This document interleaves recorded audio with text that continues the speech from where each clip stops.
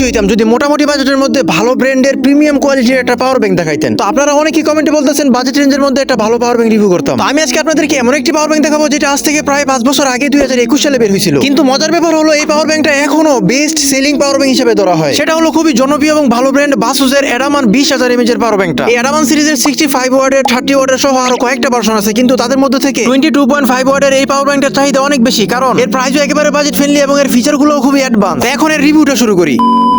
এই পাওয়ার ব্যাংকটার alloy shell metal body, মানে বাইরের পুরো অংশটাই মেটাল দিয়ে তৈরি, তাই ডুরাবিলিটি আর প্রিমিয়াম ফিল দুটোই পাওয়া যায়। আর এতে মাল্টি লেয়ার কোটিং থাকায় সহজেই স্ক্র্যাচ পড়বে না, প্লাস একটি শাইনি লুক দেয়। মানে এই কম বাজেটে এত প্রিমিয়াম মেটাল ফিনিশ খুব কম পাওয়ার ব্যাংকই আছে। তো এর লেফট সাইডে একটি পাওয়ার বাটন দেওয়া আছে যেটা দিয়ে এই ডিসপ্লেটা কন্ট্রোল করা যায়। এই ডিসপ্লেতে চার্জের পার্সেন্টেজ সহ কয় ভোল্টেজে বা কয় ওয়াটে আউটপুট ইনপুট হচ্ছে সবকিছু এখানে দেখাবে। ফর এক্সাম্পল, আপনি একটা ফোন চার্জে লাগাইলেন এবং সেই ফোনটা কয় ওয়াটে চার্জ হচ্ছে সেটা কিন্তু এই ডিসপ্লেতে দেখাবে। এবং আপনি যখন এই পাওয়ার ব্যাংকটা চার্জ দিবেন তখন এই পাওয়ার ব্যাংকটা কয় ওয়াটে চার্জ হচ্ছে সেটাও কিন্তু এই ডিসপ্লেতে দেখাবে। এই ফিচারটা পার্সোনালি আমার কাছে অনেক ভালো লাগছে। আর এতে এমন কিছু টেকনোলজি ইউজ করা হয়েছে যেগুলো খুবই অ্যাডভান্স লেভেলের এবং খুবই উপকারী। যেমন এতে ওভারচার্জ প্রোটেকশন দেওয়া হয়েছে, তাই এটা ফুল চার্জ হয়ে গেলে অটোমেটিক চার্জ নেওয়া বন্ধ করে দিবে, যেটা ডিভাইসকে সেফ রাখে এবং ব্যাটারি লাইফ বাড়ায়। আর এই ফিচারটা থাকায় ডিভাইসটা চার্জে রেখে নিশ্চিন্তে ঘুমানো যাবে। তারপরে শর্ট সার্কিট প্রোটেকশন দেওয়া হয়েছে, যার কারণে কোনো প্রকার ইলেকট্রিক্যাল প্রবলেম হলে এটার সাথে সাথে পাওয়ার কেটে দিবে। ধরেন আপনার ফোনটা চার্জে থাকা অবস্থায় কোনো দুর্ঘটনায় তারটা কেটে গেল বা ছিঁড়ে গেল অথবা আগুন ধরে গেল, তখন এটা অটোমেটিক পাওয়ার দেওয়া বন্ধ করে দিবে। এতে করে ডিভাইসের সাথে সাথে আপনিও নিরাপদ থাকবেন। এবং এই পাওয়ার ব্যাংকটা টেম্পারেচারও কন্ট্রোল করতে পারে, মানে ডিভাইস গরম হয়ে যাবে এটা তো স্বাভাবিক, কিন্তু যখন বেশি গরম হয়ে যাবে তখন এটা ভোল্টেজের পাওয়ার কমিয়ে দিয়ে ডিভাইসকে সেফ রাখে এবং ব্যাটারিকে ক্ষতি হওয়া থেকে বাঁচায়। এবং লাস্ট ওয়ান আরেকটা দারুণ ফিচার আছে, সেটা হলো এই পাওয়ার ব্যাংক দিয়ে যে ডিভাইসটা চার্জ দেওয়া হবে সেই ডিভাইসটা যত ভোল্টেজে ইনপুট নিতে সক্ষম, এই পাওয়ার ব্যাংকটা ঠিক তত ভোল্টেজে আউটপুট দিবে। যার কারণে স্মার্ট ওয়াচ, TWS, ছোট বড় সকল ডিভাইসে চার্জ দেওয়া যাবে এবং ডিভাইসগুলো খুব নিরাপদ থাকবে। আর এই পাওয়ার ব্যাংকটাতে ইনপুট এবং আউটপুটের জন্য মোট 5টা পোর্ট দেওয়া হয়েছে। প্রথমেই রয়েছে টাইপ সি, এটা দিয়ে ইনপুট আউটপুট দুটোই করতে পারবেন। তারপর দেওয়া আছে একটি লাইটিং পোর্ট, এটা দিয়ে শুধু ইনপুট করা যাবে, আউটপুট করা যাবে না। তারপর দেওয়া আছে আরেকটি মাইক্রো ইউএসবি পোর্ট, এটা দিয়ে শুধু ইনপুট করতে পারবেন, আউটপুট করা যাবে না। তারপর আউটপুটের জন্য দুইটা ইউএসবি পোর্ট দেওয়া আছে, এখানে যে কোনো কেবল লাগিয়ে যে কোনো ডিভাইস চার্জ দিতে পারবেন। আর এই পাওয়ার ব্যাংকটা দিয়ে কিন্তু একসাথে 3টা ডিভাইস চার্জ দিতে পারবেন। আর এটার জন্য আইফোন, অ্যান্ড্রয়েড এবং বাকি ডিভাইসগুলোকে ফাস্ট চার্জ করতে পারে, সেজন্য এতে PD 3.0, QC 3.0 এবং